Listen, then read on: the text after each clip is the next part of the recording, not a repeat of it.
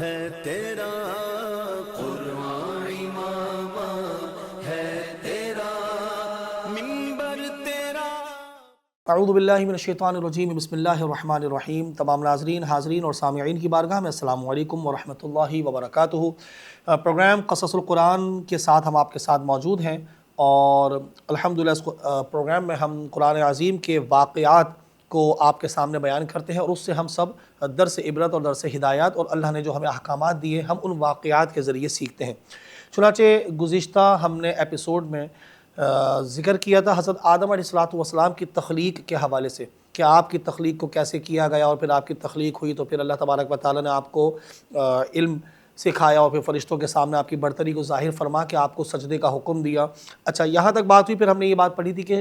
تمام فرشتوں نے آدم علیہ السلام کو سجدہ تعظیمی کیا، مگر صرف ایک ابلیس نے اس سے منع کر دیا، اور اللہ نے فرمایا کہ ابا واستکبر وکان من الکافرین، کہ اس نے انکار کیا، تکبر کیا اور وہ کافر ہو گیا۔ اچھا، یہاں اب جو اس نے انکار کیا اور تکبر کیا، تو یہ بہت اہم ترین پوائنٹ ہے کہ تکبر کتنا خطرناک ہے، جو انسان کو حد کفر تک لے کر چلا جاتا ہے۔ تکبر کہتے کسے ہیں؟ تکبر کہا جاتا ہے کہ انسان خود کو برتر اور بہتر محسوس کرے اور سامنے والے کسی شخص کو حقیر سمجھے، یعنی کسی سامنے والے شخص کو گرا ہوا کمتر سمجھتے ہوئے اپنے آپ کو بڑا سمجھنا، یہ در حقیقت کیا ہے؟ یہ تکبر ہے، اور تکبر یقیناً اللہ تبارک و تعالیٰ کو پسند نہیں ہے۔ کبریائی یعنی بڑپن، بڑا ہونا، یہ صرف اللہ تبارک و تعالیٰ ہی کو زیبا دیتا ہے، اور وہی یقیناً کبریائی کے لائق ہے۔ باقی مخلوق کو عاجزی اختیار کرنی چاہیے، اور کبھی کسی کے سامنے تکبر نہیں کرنا چاہیے، خواہ وہ علم کا تکبر ہو، خواہ وہ عمل کا تکبر ہو، خواہ وہ عاجزی کا تکبر ہو، خواہ وہ مال و دولت کا، گھر بار کا، یا دیگر نعمتوں کا تکبر ہو، کسی بھی حوالے سے انسان کو تکبر میں نہیں آنا چاہیے۔ پیارے آقا علیہ السلام نے ارشاد فرمایا کہ تکبر سے بچتے رہو، کیونکہ اسی تکبر نے شیطان کو اس بات پر ابھارا تھا کہ وہ حضرت آدم علیہ السلام کو سجدہ نہ کرے۔ لہذا یقیناً ہمیں اس بات کو سمجھ لینا چاہیے، اور ہمیں بھی کوشش کرنی چاہیے کہ ہم بھی تکبر اور اس طرح کی برائیوں سے اور اخلاقی رذیلت سے اپنے آپ کو بچا کر رکھیں۔ البتہ آگے ہم چلتے ہیں واقعے کو کنٹینیو کرتے ہوئے۔ تو اب ہوا جناب یہ کہ اللہ تبارک و تعالیٰ نے حضرت آدم علیہ السلام کو اور ان کی زوجہ کو ان کے لیے تخلیق فرمایا، اور جب آپ اکیلے تھے اور آپ کو انسیت کی ضرورت محسوس ہوئی کہ کوئی ہونا چاہیے، تو اللہ تبارک و تعالیٰ نے آپ کی پسلی سے حضرت بی بی حوا رضی اللہ تعالی عنہا کو پیدا فرمایا، تخلیق فرمایا، اور اس کے بعد پھر آپ دونوں کو اللہ تبارک و تعالیٰ نے جنت میں رہنے کا حکم ارشاد فرمایا۔ اچھا، اب جنت میں رہنے کا حکم ارشاد فرمایا تو جنت میں رہنے کی اجازت تو دی کہ بھئی جنت میں رہو، جہاں سے چاہو کھاؤ پیو، لیکن اللہ تبارک و تعالیٰ نے ایک درخت کے قریب جانے سے منع فرمایا، اور در حقیقت جو ممانعت تھی، یعنی کہ منع یا ہونا تھا یا پابندی تھی، وہ اس درخت کے فقط قریب جانے کی نہیں بلکہ اس کے پھل کو کھانے کی تھی۔ اور ہوا یہ کہ آپ لوگ وہاں پہ جنت میں رہتے رہے، لیکن شیطان نے بی بی حوا رضی اللہ تعالی عنہ کو بہکایا، اور اس نے حضرت آدم علیہ السلام کو بھی بہکایا، اور اس نے معاذ اللہ ثم معاذ اللہ حضرت آدم علیہ السلام کے سامنے اللہ کی قسمیں کھائیں۔ تو حضرت آدم علیہ السلام کو یہ گمان ہوا بھئی کہ اللہ کی قسم جھوٹی کون کھا سکتا ہے، یہ تو وہم و گمان میں بھی نہیں تھا، تو لہذا اس نے جھوٹی قسمیں کھائیں اور اپنی بات کو منوانا چاہا، اور کہا کہ بھئی یہ جو ممانعت ہے یہ استحبابی ہے، یعنی کہ ٹھیک ہے احتیاطاً منع کیا گیا ہے، لیکن اگر آپ ایسا کر لو گے تو تم ہمیشہ کے لیے اللہ کی نافرمانی سے بچ جاؤ گے، اور ہمیشہ کے لیے اس کے فرما بردار ہو جاؤ گے اور کامیاب ہو جاؤ گے۔ اس طرح کی باتیں کئی ذکر کی۔ چنانچہ ہوا یہ کہ بی بی حوا رضی اللہ تعالی عنہ نے بھی اس سے تناول فرمایا، اور اسی پھل سے یا اسی درخت سے اس کے پھل کو حضرت آدم علیہ السلام نے بھی تناول فرما لیا۔ اب یہ چونکہ اللہ کی طرف سے منع تھا، اور اس کے بعد آپ کو پھر اللہ تبارک و تعالیٰ کی طرف سے دنیا میں بھیج دیا گیا، جنت سے باہر کیا گیا اور دنیا میں آپ کو بھیج دیا گیا، تو پھر آپ کو اس غلطی پر بہت زیادہ شرمندگی ہوئی۔ لیکن ایک بات یہاں جو اہم ترین ہے، وہ یہ اہم ترین بات ہے کہ حضرت آدم علیہ السلام کے بارے میں یہ جو ہم خطا کی بات کرتے ہیں، اسے لغزش پیغمبرانہ کہا جاتا ہے، کہ بھئی ایک پیغمبرانہ ایک لغزش تھی جو اللہ تبارک و تعالیٰ کی مشیت کے تحت تھی، ٹھیک ہے، اور وہ سب کچھ اللہ تبارک و تعالیٰ کی مشیت کے تحت ہونا تھا۔ آج ہمارے یہاں بہت سے لوگ ایسے ملتے ہیں اور اردو دان بھی ایسے ملتے ہیں جو اردو کے اندر بالخصوص اس طرح کے الفاظ استعمال کرتے ہیں جن کی غلطی آدم نے کی اور توبہ نعوذ باللہ سزا اس کی اولاد بھگتے، اور اس طرح کے الفاظ معاذ اللہ ثم معاذ اللہ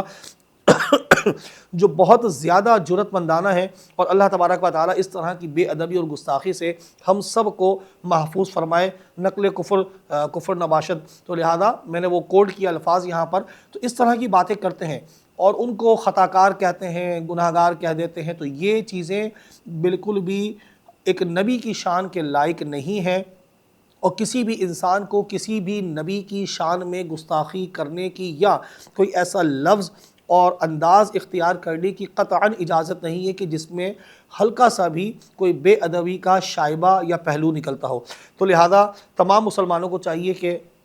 اس انداز کو اختیار کرنے سے بہت زیادہ گریز کریں، اور کبھی بھی اس طور پر گفتگو حضرت آدم علیہ السلام کے اس واقعے کے بارے میں نہ فرمائیں۔ البتہ جو احادیث میں الفاظ منقول ہیں، جو قرآن عظیم کی آیات میں الفاظ منقول ہیں، ان کو جتنے ادب کے ساتھ بیان کر سکیں اسے بیان ضرورتاً کرنا چاہیے۔ چنانچہ اس واقعے کو یہاں کیسے ذکر کیا، قرآن میں اللہ فرماتا ہے کہ وَقُلْنَا يَا آدَمُ اسْكُنْ أَنْتَ وَزَوْجُكَ الْجَنَّةَ وَكُلَا مِنْهَا رَغَدًا حَيْثُ شِئْتُمَا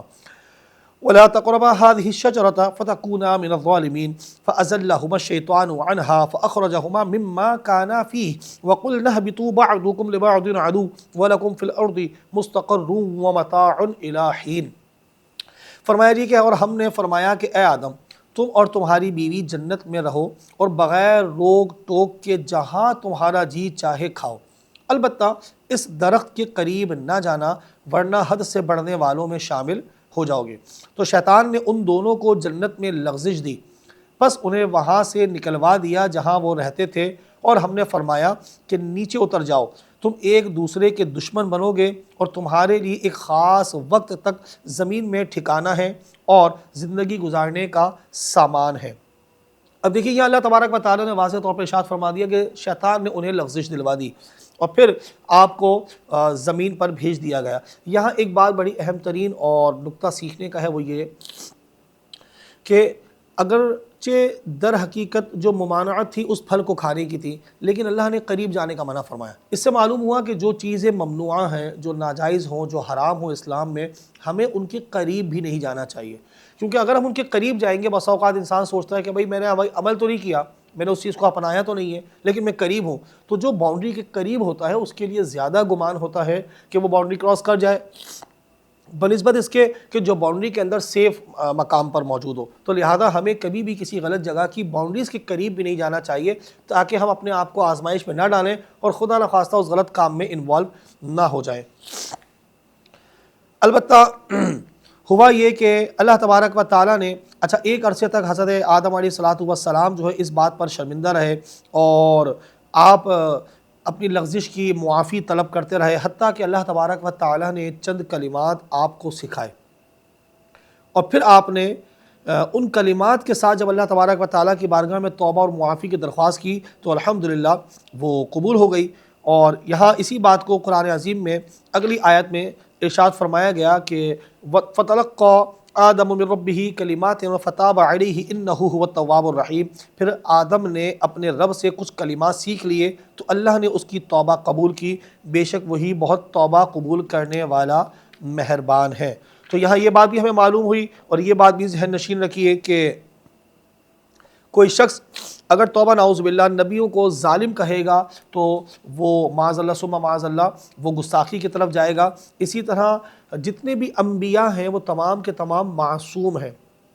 یعنی عصمت ان کا ایک وصف ہے، ان کا خاص اللہ تعالیٰ کی طرف سے عطا کردہ ایک ان کی شان ہے کہ وہ گناہ نہیں کر سکتے۔ تو لہذا جتنے بھی نبی ہیں وہ گناہ کبیرہ اور صغیرہ سے پاکیزہ ہے۔ اللہ تبارک و تعالیٰ اس بات کے بارے میں اللہ تعالیٰ نے یہ بات ارشاد فرمائی جو یہاں ہمیں پتہ چلی کہ ہمیں شیطان نے ان کو لغزش دلوائی تھی، نہ کہ حضرت آدم علیہ السلام نے کوئی گناہ کیا۔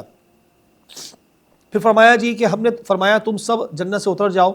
پھر اگر تمہارے پاس میری طرف سے کوئی ہدایت آئے تو جو میری ہدایت کی پیروی کریں گے انہیں نہ کوئی خوف ہوگا نہ وہ غمگین ہوں گے، اور وہ جو کفر کریں گے اور میری آیتوں کو جھٹلائیں گے وہ دوزخ والے ہوں گے، وہ ہمیشہ اس میں رہیں گے۔ لہذا یہ جو احکامات ہیں، پھر حضرت آدم علیہ السلام کو حکم دیا گیا کہ بھئی جو رہتی دنیا تک اللہ تعالیٰ کے حکم کو مانے گا وہ سکون میں رہے گا، اور یوں آدم علیہ السلام کی اولاد کو بھی تلقین کی گئی۔ اللہ تبارک و تعالیٰ ہمیں ان واقعات کے ذریعے سیکھنے، اس پر عمل پیرا ہونے اور دین کے احکامات کو بجا لانے کی توفیق عطا فرمائے۔ آمین۔ وما علینا الا البلاغ المبین۔